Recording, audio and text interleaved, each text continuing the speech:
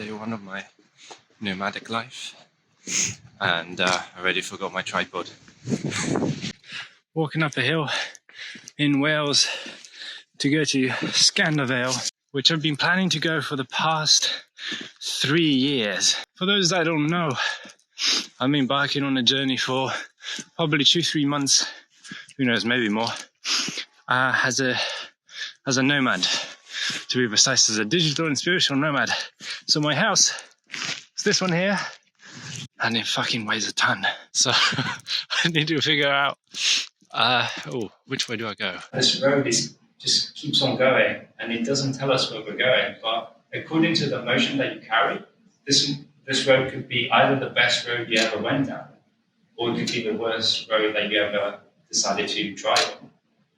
And in a way, that's how our life is. And then you just go back to the beginning of realizing that. Can you have peace? Do we have peace within ourselves every day? No, there's going to be days where we're not going to be at peace. What I'm trying to say, it's not to remove the idea of not having peace in the world. It's more the question of how do we handle and how do we approach violence in our world.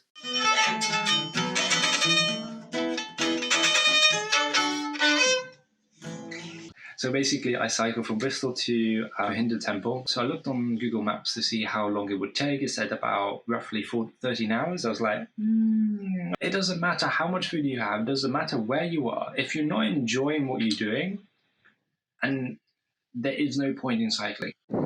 I just saw a heron swoop down in this pond to catch a fish and then fly off. Fucking awesome. So we're putting an NFC tag here. This is the Genesis tag, the number 0. Genesis. And we're putting on this Thomas bike that is going out to the community. And we're going to keep track of this item through our new platform that we're going to build and develop. And this is going to be a new approach in a new era of goods, values, sharing skills, sharing knowledge and everything without owning anything, but in a big communal pot of resources for humanity.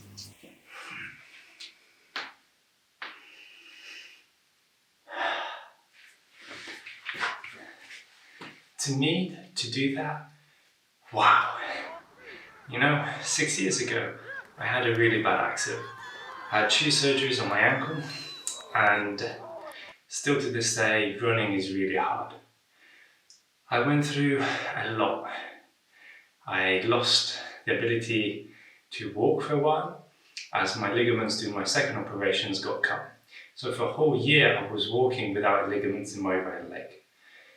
I can't tell you the amount of pain that I went through, but what I can tell you is how much I learned in that process. We all go through downtimes, but we have the ability to choose how to observe them, how to perceive them, what we can learn from them. I just want to optimize the things that I have in my life that really bring that joy, that drive. And that's what I'm doing for everything.